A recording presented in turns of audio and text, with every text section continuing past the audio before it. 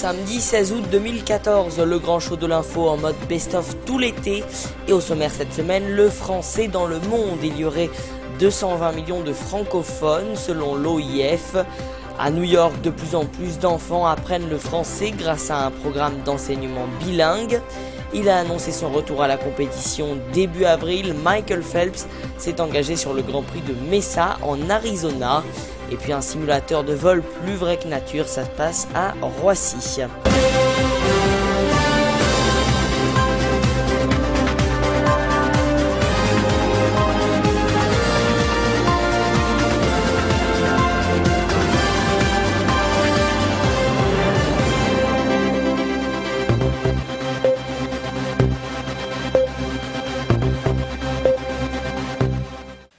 Bonjour à tous et bienvenue dans le grand show de l'info en mode best-of tout le mois d'août.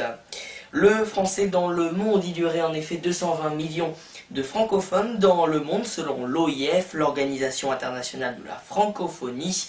L'occasion pour nous de revoir cette vidéographie réalisée au début de l'année sur la francophonie.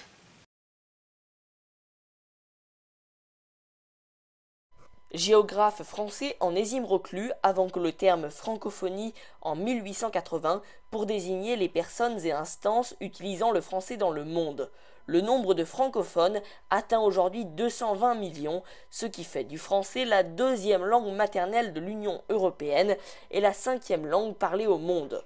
Plus de la moitié des locuteurs vivent en Afrique, selon l'OIF, Organisation internationale de la francophonie. En Afrique du Nord, l'Algérie est la première communauté francophone avec plus de 11 millions de personnes sachant lire et écrire le français. Par rapport à la population totale du pays, les Tunisiens distancent les Marocains. En revanche, c'est au Maroc que les locuteurs sont le plus nombreux. En Afrique subsaharienne, les trois pays qui regroupent le plus grand nombre de personnes parlant le français sont le Congo, la Côte d'Ivoire et le Cameroun. Dans les pays de l'océan Indien, Madagascar comptabilise le plus grand nombre de francophones, mais c'est aux Seychelles et à l'île Maurice que la langue française reste la plus présente. Au Moyen-Orient, le Liban devance l'Égypte. En Europe centrale et orientale, la Roumanie, puis la Pologne et la Moldavie comportent le plus grand nombre de francophones. En Amérique du Nord, le Québec recense plus de 7 millions, soit plus de 4 habitants sur 5. Dans les Caraïbes, Haïti demeure le premier pays francophone. L'Asie, avec des chiffres très faibles, reste stable. Le français est avec l'anglais l'une des deux seules langues parlées et apprises sur tous les continents. Aujourd'hui, 116 millions de personnes apprenant le français dans le monde avec 900 000 professeurs. Selon les projections de l'OIF, en 2050, près de 85% des 715 millions de francophones vivront en Afrique. En Europe, il n'y aura alors plus que 12% des francophones de la planète. Et justement, à propos de la francophonie, parlons du français qui est en vogue à New York. À New York, donc de plus en plus d'enfants apprennent le français grâce à un programme d'enseignement bilingue. Je vous propose de revoir le reportage que nous avions diffusé en avril sur notre émission. Chez les Bodendacher, on prend le petit déjeuner en français. Est-ce que je peux un petit peu de céréales?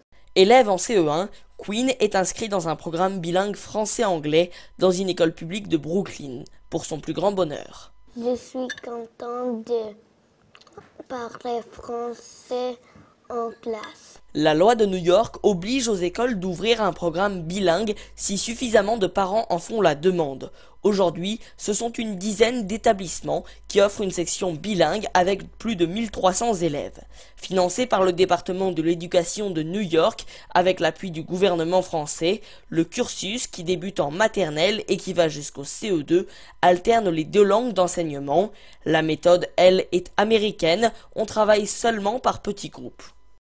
Soit c'est moi qui circule dans la classe et qui essaye d'aider ceux qui ont l'air de ne pas comprendre, soit la gestuelle, les images, essayer de leur faire comprendre le problème en les mettant en situation. Le duo Language Program a vu le jour en 2007 sous l'impulsion des familles avec le soutien du corps enseignant. Pour celui-ci, l'apprentissage du bilinguisme offre avant tout une ouverture sur le monde.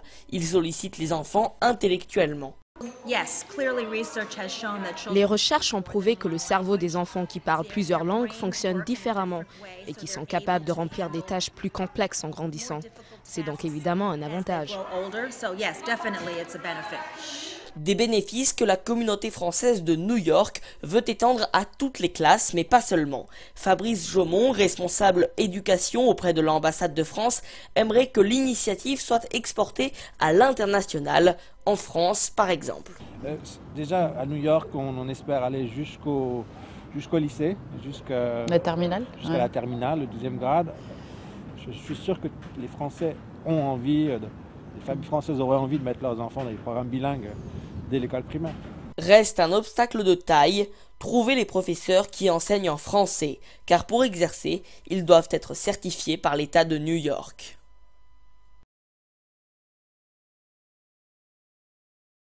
Il a annoncé son retour à la compétition début avril. Michael Phelps s'est engagé fin avril sur le Grand Prix de Mesa en Arizona. Reportage. Le plus grand nageur de tous les temps est de retour. En Arizona, Michael Phelps a retrouvé les plaisirs de la compétition, oubliés depuis les Jeux de Londres il y a 20 mois. Il me manquait quelque chose. Pour retrouver la piscine, aller dans l'eau au nord de Baltimore et nager avec le groupe que nous avons aujourd'hui, c'est incroyable.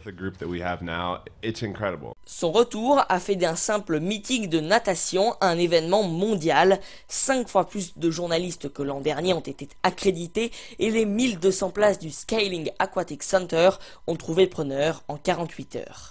Il m'obsède. L'occasion est trop belle de revoir l'homme aux 22 médailles aquatiques. Mes enfants nagent tous les deux dans une équipe du coin. On était très contents quand on a appris que Michael Phelps venait. Mes enfants ont grandi en le regardant, c'est une de leurs idoles. J'ai entendu qu'il sortait de sa retraite, j'ai acheté un billet aussi vite que possible.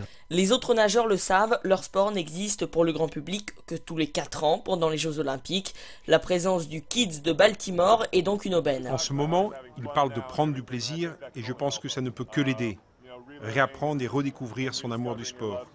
À partir de là, tout peut arriver. Et ce qui est arrivé, c'est une 2e place sur le 100 mètres papillon, sa nage de prédilection et une qualification pour les championnats des États-Unis. Je ne me mets aucune pression en me disant « fais ci, fais ça à l'avenir ». Je m'amuse en ce moment sur ce chemin, dans ce processus, lors de ce voyage. C'est une journée sympa. C'était aussi une longue journée, les fans ont résisté à l'arrivée de la nuit pour un précieux autographe. Le sportif le plus titré de l'histoire des Jeux Olympiques est revenu pour s'amuser, mais son tempérament de compétiteur pourrait vite le guider vers Rio, ses 5e Jeux Olympiques.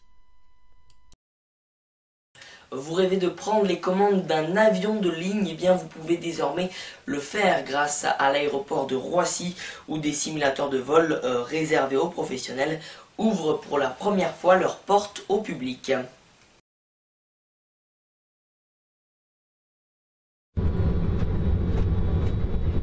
Allez, regard. Allez, on vert. Premier décollage réussi pour Barthélemy et Christophe, aux commandes d'un Boeing 757.